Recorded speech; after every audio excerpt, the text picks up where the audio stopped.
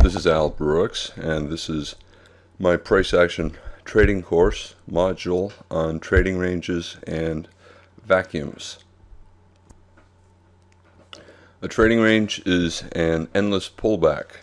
When a pullback grows so long that it loses direction, and when you look at it and you can't tell whether the breakout will be to the upside or the downside, then the pullback has become a trading range. The prior trend is so far into the past, so far to the left of the screen, that it has lost influence over what's going on. For example, if you have a pullback in a bear trend, you'll expect a bear breakout and a resumption of a trend. Pullback is part of a trend. But if the pullback grows for 20 or more bars, the bear will be so far in the past that it will have lost influence over what's currently taking place. Traders will stop using the term pullback and they'll begin to use the term trading range. And the longer the trading range continues, the more likely that the market is totally uncertain. It will break out, has an equal chance of breaking out above as it does below. Here's a bear trend, pretty big bear breakout, possible trending trading range day, upper trading range, possible start of a lower trading range, and at this point we have a pullback. The pullback is growing. Now it's about 20 bars, probably still going to have a bear breakout, but it's getting less clear.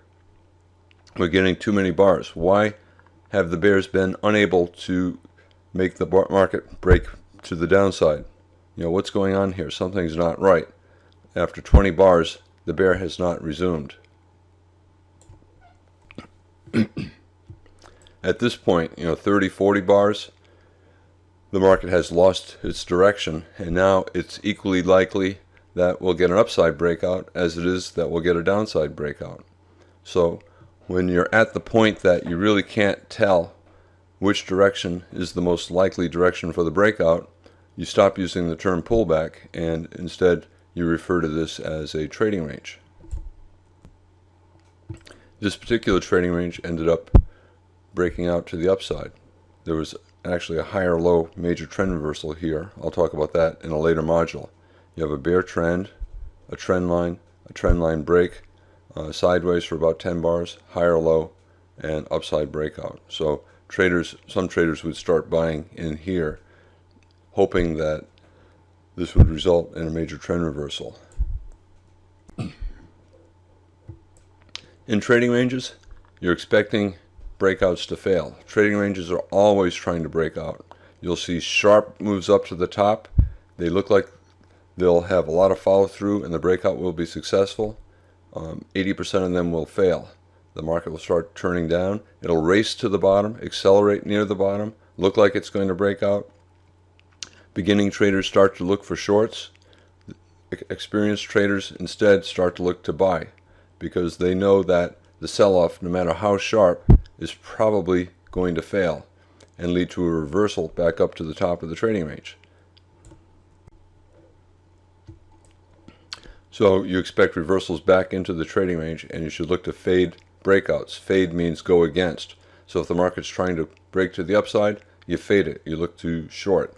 If it races to the bottom, you look to fade the bear breakout attempt, and you look for reasons to buy. Here's an example of a trading range. Very strong bull spike. Beginners are looking to buy. Experienced traders are looking to sell. Very strong bear trend, down for about 15 bars and two very big bars here at the bottom. Beginners are shorting. More experienced traders are looking to buy, so they'll buy above the high of that bar. Again, a very strong bull spike. Looks like we're going to break out. This is going to be a great bull trend. Experts are waiting for the breakout to be confirmed. They're waiting for a breakout and another bar above. Don't get it. Instead, we get a bear reversal bar. Same thing over here. So in trading ranges, the market races to the top, it races to the bottom, only to reverse. So that's, you should be trading it that way. You should expect the breakouts to fail. 80% of them do. Ultimately, you get a successful breakout, but most of the attempts will fail. There's a reason why trading ranges are always trying to break out, and that's because eventually they do. And within the trading range, usually there are bull arguments and bear arguments. The bulls are taking positions looking for a bull breakout. The bears are taking positions looking for a bear breakout. And when the breakout finally occurs, if you look back a little bit into the trading range, you'll see that the trend actually began within the trading range. So within trading ranges, there usually are the beginnings of both bull and bear trends. Eventually one side wins and the other succeeds, but there'll be many attempts by both before the result is known. And when you look back after the breakout, you'll see the start of the trend, and you'll see that it actually was within the trading range. So within the trading range, there is the start of a bull trend and the start of a bear trend. Most of the starts will fail and lead to reversals, but eventually one succeeds. Here's an example. We have a bear trend and then a trading range. And at this point, the bulls see a bear channel, a trend line break, test of the moving average, and a higher low. So at this point, the bulls see a higher low major trend reversal, and hopefully, on their part, the start of a bull trend. If the market ended up here instead of down here, traders would look back and say, yeah, this was the bottom, this was the start of the bull, and here's where the trend reversal began at the higher low major trend reversal. So during these bars, the market is in a bull trend. On the other hand, the bears look at the same chart and say, we have a bear trend, and we have a lower high, and now we have a double top bear flag, so we're still in the bear trend. And if the trend ends up down here, which it did, they'll look back and say, oh, this is just a two-legged pullback within a bear trend, and the bulls really did not have much of a chance. So within this trading range, it has the start of a bull trend and the start of a bear trend, or a continuation of the prior bear trend. But during the trading range, if a trading range goes on this many bars, it loses its predictive value, and the breakout can, in fact, be in either direction. Here's an example, a similar situation. There's a bear trend. There's a tight bear channel and a trend line break, and a lower low major trend reversal, and the bulls tried to reverse up, and we're still in the trading range here. Now it's a broader trading range, it's above this high, and the bears tried to generate a reversal and resumption of the trend. In this case, again, a two-legged pullback in the bear trend. This time the pullback is above the earlier one, but it's still an acceptable formation for the bears, and they had very good selling pressure. Bear bar, bigger bear bar, another bear bar closing on its low, followed by two more bear bars.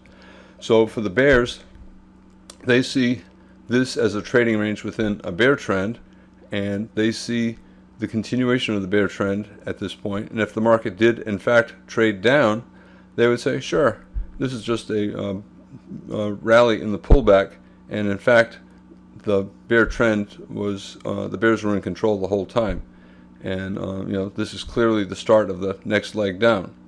However, until that next leg down breaks free of the trading range, it's still within the trading range. So within this trading range, we have a lower low major trend reversal, and we also have a higher low major trend reversal. So the bulls see this as a bull trend. It turns out they eventually were right, and people will look back and say this is the bottom of the bull. However, the reality is, until we started getting this strong bull spike above the top of the trading range, we were still in the trading range, and the bears could have pushed it down. And if they did, they would have said, this is the start of the next leg down in the bear. So within this trading range, there is the start of a bull trend and the start of a resumption of the bear trend, which is usually the case.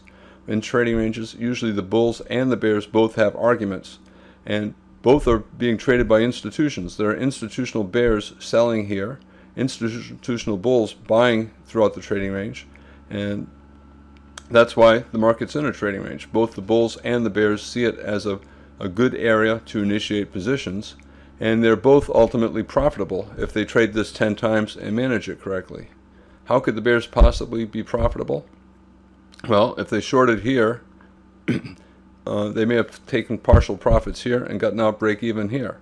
And how could the bulls be profitable?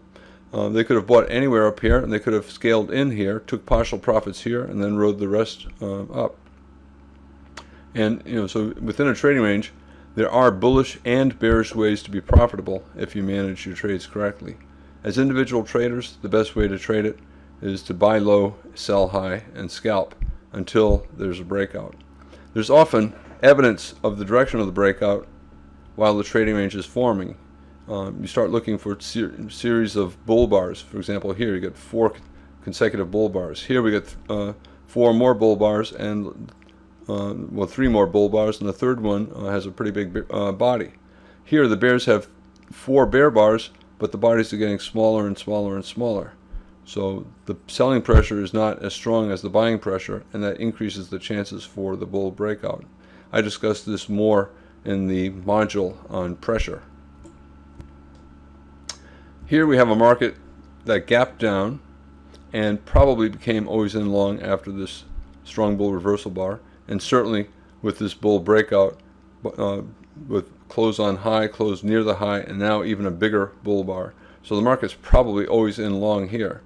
It tried to become always in short with the bear breakout, but no follow through, instead a bull reversal.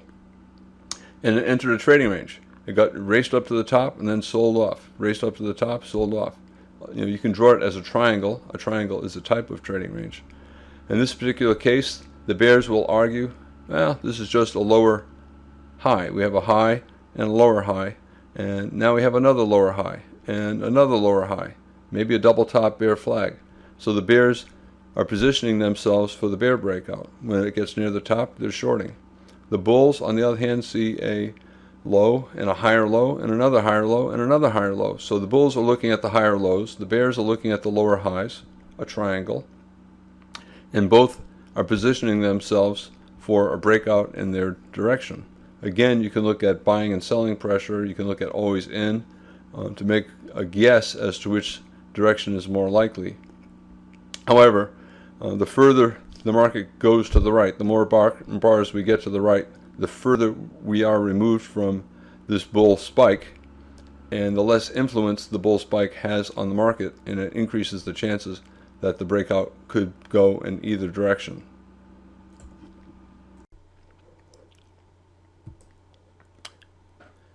Okay, strong trends can suddenly reverse. Is it because of something in the news?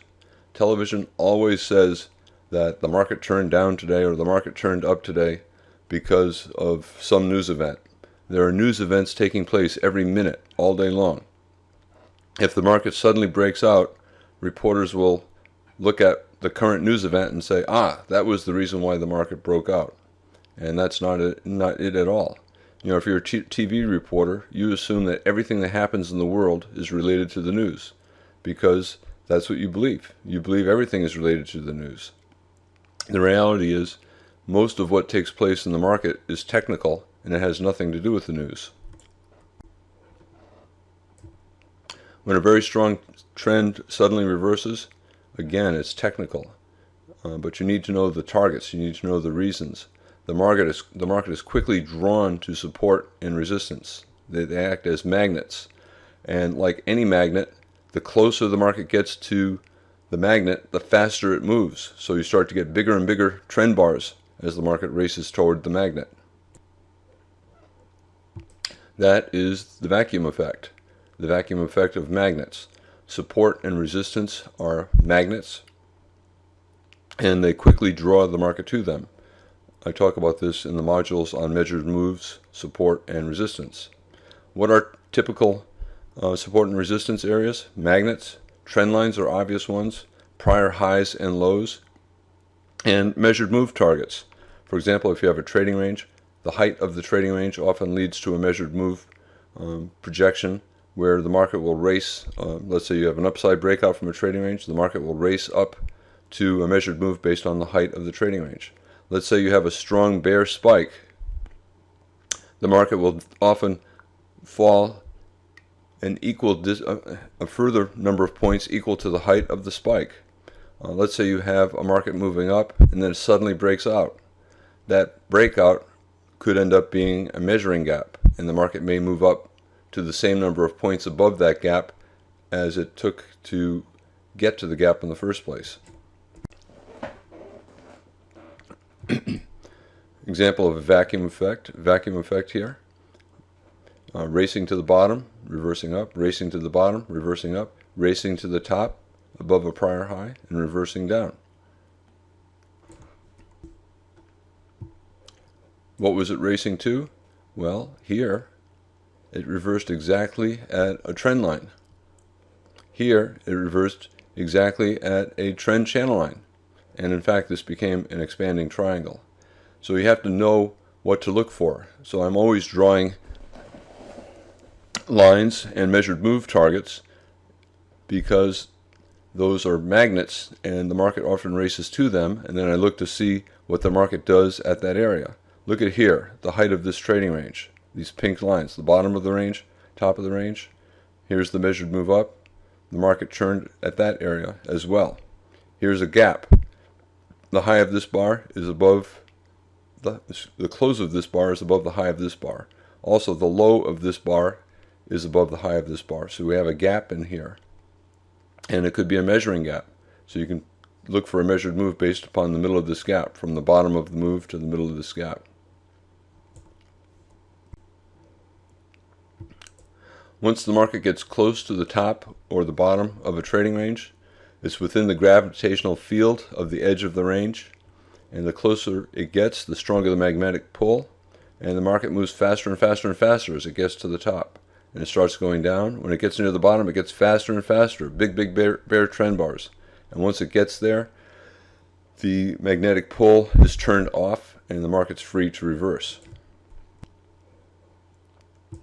The moves up and down always look strong enough to break out. And beginning traders, will see the market race up and they'll start buying with limit orders as the market's pulling back. Or if it pulls back for a bar or two and starts to turn up in a high one, they'll buy that. They'll only see the bull spike racing to the top. They'll forget all the bars to the left, the trading range. And they'll lose because 80% of these strong breakout attempts fail and the market reverses and then races down to the bottom of the trading range. Again, once the market hits the magnet's turned off and the magnetism disappears, the market usually reverses.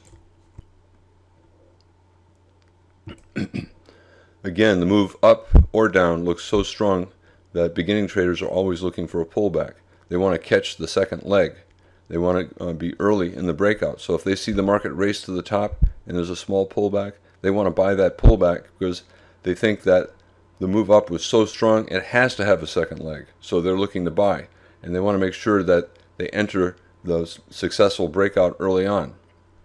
And they get trapped. The market goes up for a bar, forms a small double top, and reverses down.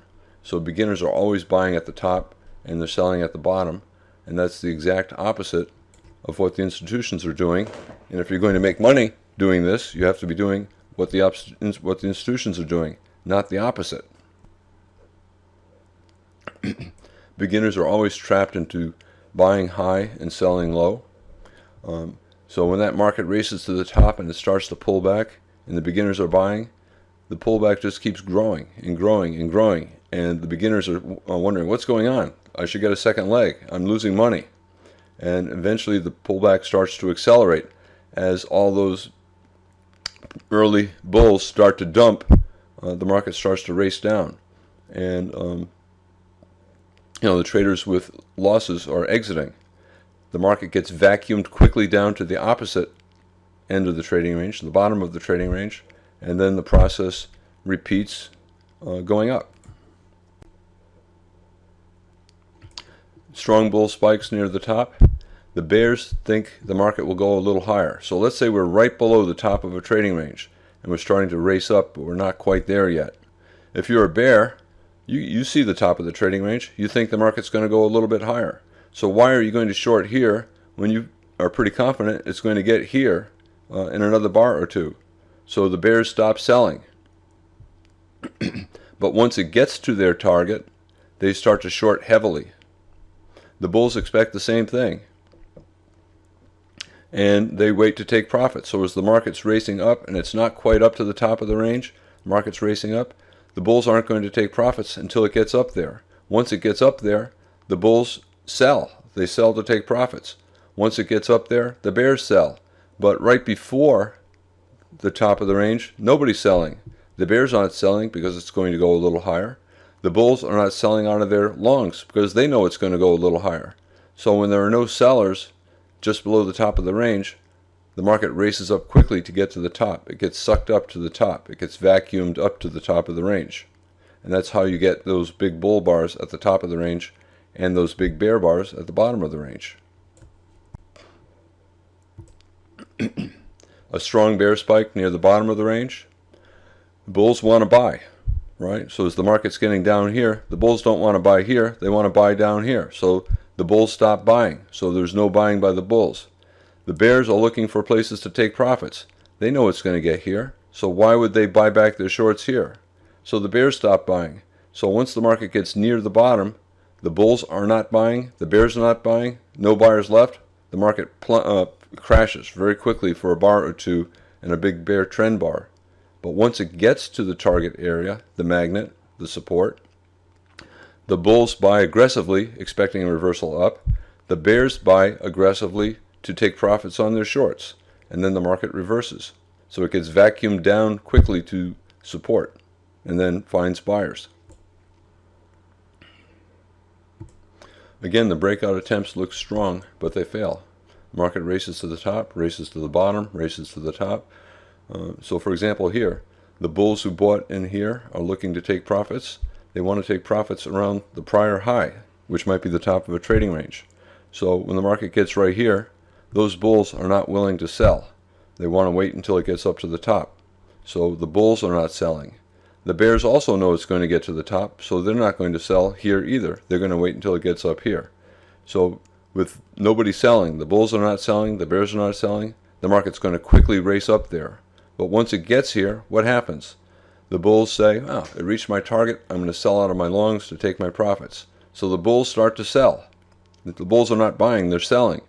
Once it gets up here, the bears, they start to sell. Top of a trading range, it should go down. So now you got the bulls selling and the bears selling, nobody left to buy. Starts to pull back. Beginners say, oh, I'm going to buy here for another leg up. This leg up was so strong, we're probably going to get a breakout. No, you're probably going to get a reversal because it's a trading range and most breakout attempts fail. Starts to drift to the bottom. The premature bulls have to start exiting. Once we get near the bottom, the market gets vacuumed down. No buyers until we get near the bottom, and then the process reverses. Ultimately, you get a successful breakout. But most of the time, you do not. You get a reversal.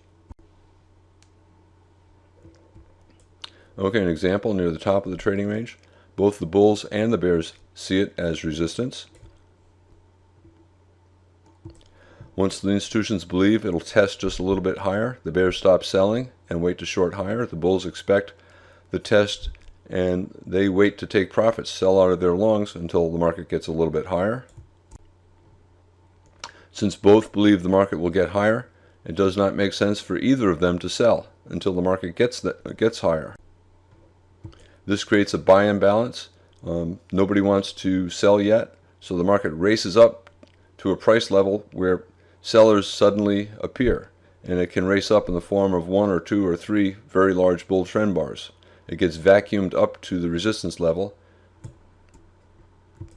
and then the strong sellers appear out of nowhere. The bulls sell strongly to get out of all their longs. The bears sell strongly to initiate shorts. Nobody's left to buy at this price at the top of the range. The market reverses even though the rally up was extremely strong. The market gets vacuumed down to the bottom of the range, and then the process repeats in the opposite direction, and then the market reverses up. So don't bet on breakouts. You know, the market failed here, it failed here, failed here, failed here. Ultimately, it succeeded. Look at this. You have a breakout attempt, a pullback. It failed. Market went up. Over here, premature bulls thought, "Wow, what a great bull flag. We certainly will get the breakout." Bad trade. You don't want to be buying near the top of a trading range. In a trading range, you want to buy low, sell high, and scalp. So we're high. I don't care that it's strong. We're high. You buy low in a trading range. You don't buy high. Here, you don't sell low. We've been in a trading range for about 10 bars. You don't want to sell low. You only want to buy low. So in fact, a lot of times in a situation like this with a weak sell signal, I'll place a limit order to buy at the low of this bar, and I would get long here. Similarly, up here, top of a trading range, I'm looking to sell. Buy low, sell high. We're high. I want to sell. So I think this is a bad buy, probably a good sell. I'll place a limit order at the high of the prior bar, and I'll get short right here. So in a trading range, you want to buy low. Near the bottom, look for reversals, and then near the top, you want to sell. In bear reversal bar, you short. It's better to bet that the breakouts will fail, and you'll be right 80% of the time. Eventually, you'll get a successful breakout. But rather than buying the breakout attempts, it's better to wait to see if the breakout is strong. Wait to see if there's a big bull breakout bar, trend bar, breaking out above the trading range. The context has to be good. It has to make sense that a breakout should be occurring now. You also might want to wait for the bar after the breakout. Let's say we have a bull breakout.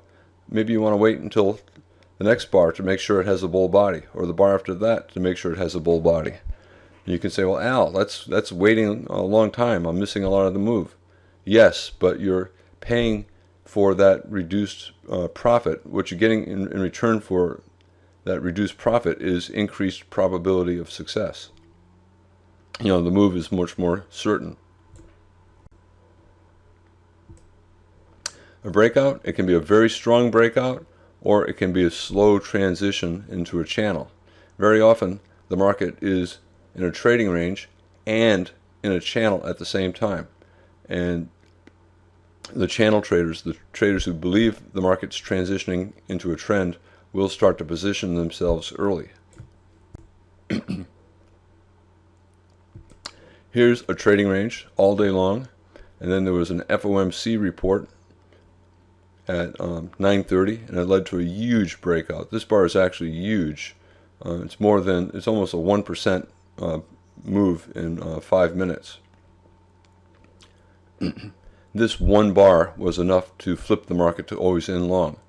Buyers would place stops, protective stops below the low of the bar, and they would buy for a swing, expecting that there would be substantial follow-through from the breakout up.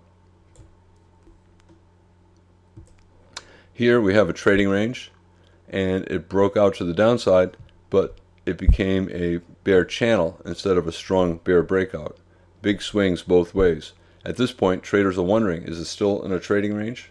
The whole screen is still in a trading range at that point. The trend traders are betting that it is, and they're shorting strong bull closes, betting that we'll start to get a series of lower highs and lower lows. So it's very common that the market is both in a trading range and in a channel. So this right here, it's a trading range, but low, lower low, lower high, lower high, lower high. Yes, it's a trading range, but it's also beginning to form a bear channel. You can see the module on pressure, breakouts, channels, and the modules on trading breakouts and channels to get information on how to trade when the market looks like this. Buying or selling pressure. All trading ranges eventually break out into trends. There's usually an imbalance between the buying and selling pressure that gives a clue to the direction of the breakout, and it oftentimes allows traders to enter swing trades before the breakout. Remember, in a trading range, buy low, sell high, scalp.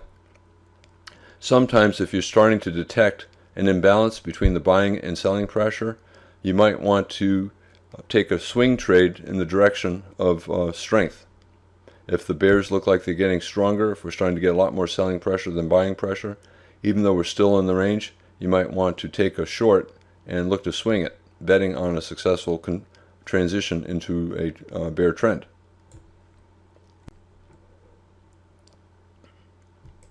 Okay, the entire screen is a trading range. We went down, we went up and down and up and down, and now we're trying to go up.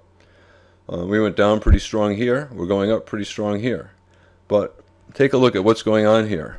We have 7 consecutive bear bars, very good for the bears, but they were followed by 3 consecutive bull bars, and here 4 consecutive bull bars. So we're starting to transition into buying pressure.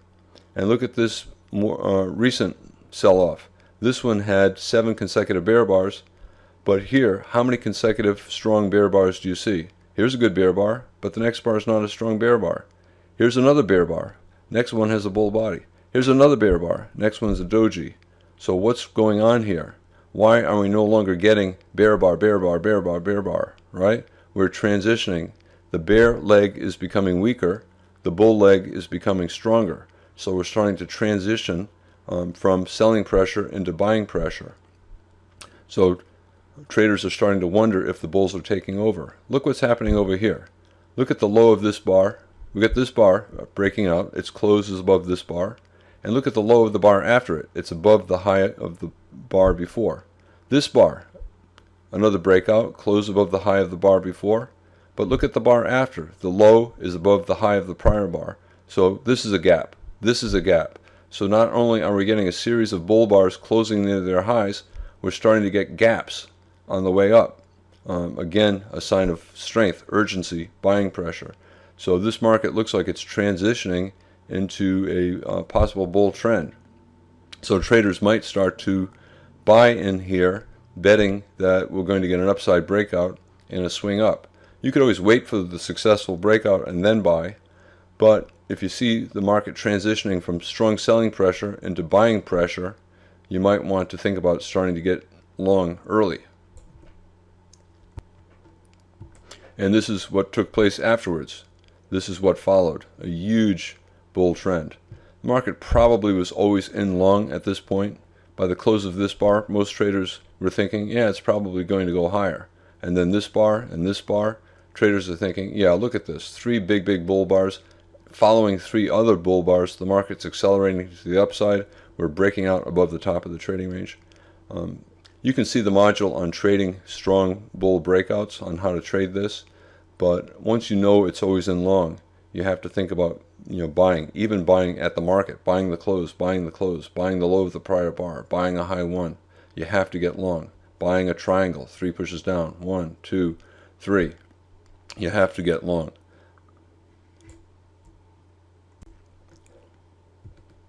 Even when the chart is in a strong trend, it'll have periods of two-sided tradings. When the periods are brief, it's a pullback and you're expecting the trend to resume. And when it's long, 10, 20, 30 bars, you call it a trading range. To me, any area of two-sided trading is a trading range, even if it's just a single bar. So if you're in a strong bear and you have a 1-bar pullback, that 1 bar is a trading range. It certainly is on a small enough time frame chart. For example, if you're looking at a 60-minute bear trend and you have a 1-bar pullback, that 1-bar pullback has 60 1-minute bars in it. So on the 1-minute chart, it's certainly a trading range. Small trading ranges are pullbacks. Big pullbacks are trading ranges. When you think the market's going to resume, it's a pullback. When you can no longer tell whether the market will resume or reverse, then I use the term trading range. All pullbacks are small trading ranges on the chart that you're viewing, and all trading ranges are pullbacks on higher time frame charts. As long as you think the trend will resume soon, the trading range is a pullback, and you should only trade in the direction of the trend. But once the trading range has lasted so long that it's lost its short-term predictive power, at that point, it's so far from the trend that the trend has lost influence, then I use the term trading range. Uncertainty is the hallmark of a trading range. Whenever you are uncertain whether the market will resume or whether the market will break to the upside or the downside, then the market's in a trading range. Uncertainty is the hallmark of a trading range. Whenever you look at the market and you're confused, the market's in a trading range. Buy low, sell high, scalp. You want to sell near the top, you want to buy near the bottom. Bulls always want the market to go a little bit lower. So when the market's trying to sell off near the bottom of the range, the bulls want it to get lower, but just in case it doesn't, they start to nibble. And a lot of times it doesn't get as low as they want and the market reverses up, right? Bears always want to sell a little higher, so when it gets near the top of the range, they start to nibble into shorts. They start to build into short positions. And a lot of times it never gets quite as high as they want, and then the market reverses down. There are always sellers near the top, pushing the market back toward the middle. There are always buyers near the bottom, pushing it back up toward the middle. And the market ends up spending most of the time in the middle, and very little time near the bottom, and very little time near the top. Prices keep getting pushed back to the middle of the range and spend very little top near the extremes. Why does it not spend time near the extreme? Because near the top, everybody wants to sell. And if everybody wants to sell, the market's going to have a hard time getting up there. At the bottom, everyone wants to buy. If everyone wants to buy, there's not going to be very many people willing to sell down there. It's going to be very difficult for the market to get down there. So you buy low, sell high, and scalp. Right? That's how you trade trading ranges. You scalp, you don't swing, because 80% of the breakout attempts will fail, and most moves will soon reverse back down to your entry price. So if you buy at the bottom looking for a swing, it goes up, it'll come right back down to your entry price. So it makes more sense to buy near the bottom and take profits in the top half of the range, and then look to sell near the top and then take profits on the bottom, in the bottom half of the range. So if you buy near the bottom, the market will trade to the middle and probably all the way to the top. Instead of breaking out, there'll be a sell setup, and then the market will return back to your long entry price. So you don't want to buy down here, watch it go up here, and then watch it come all the way back down to your entry price. You have to take profits. You can't be trading break even repeatedly in a trading range. You got to be doing this to make money. If you sell near the top, the market will trade down far enough to scalp out a profit, and if you don't take your profit, the market's going to come back to your entry price. So you'll end up getting yourself stopped out around break even, and you'll have missed the opportunity to take a profit. So you should be scalping. How can you tell that the day is going to be a trading range day? Very often the very first bar of the day, or the first 2 or 3 bars, or the first 10 bars, will give a sign that trading range behavior is strong and that the day will probably be a trading range day. Trend days often give signs early on that the day will be a trend day. So you got to pay attention to the first bar, the first 2 bars, the first 5 bars, the first 10 bars, and a lot of times you'll see evidence of the kind of day that the day will become. For example, if the first bar of the day is a doji, or if there are several dojis in the first hour, lots of overlapping bars, if it's opening up within a trading range of yesterday, if you have repeated reversals in the first hour, if you have bull bars and then bear bars and bull bars and bear bars, right? All of that is signs that both the bulls and the bears are equally active, and it probably means that the day will be mostly a trading range day. Also, if the moving average is flat, and again, if there is no gap, if today opens right around yesterday's close, if yesterday was a trading range day, and then you can use your personal radar. If you look at the first few bars of the day and you say, wow, I don't know if I should be buying or selling, right? Or if you feel like, oh my God, I got to make money and the market's not giving me a good setup. Those are signs that the day is probably a trading range day. And just relax. Once you know it's a trading range day, you know how to trade it. You buy low, you sell high, you scalp.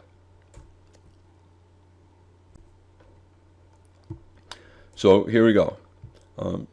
Bear breakout attempt, but a tail. Another bar with a tail. another bar with a big tail, a breakout attempt but a doji bar, a big bar here but a big tail, small body, sideways 5, 6, 7 bars, all sideways, small bodies, many reversals, bear bars, bull bodies, bear bar, bull bodies, bear bar, bull, right? Trading range price action. So you have to wonder if the day will be a trading range. You see prominent tails, you see reversals, the bars are all sideways, overlapping, and there are no strong gaps. No bars closing below prior. Well, here's a small gap, but it immediately closed on the next bar. This close is below that low. Up here, no gaps. The market went above that bar, but it closed back below its high. So when you look at this, you're probably anxious and confused. That tells you that the day will probably be a trading range day, and so you should look to sell high and buy low.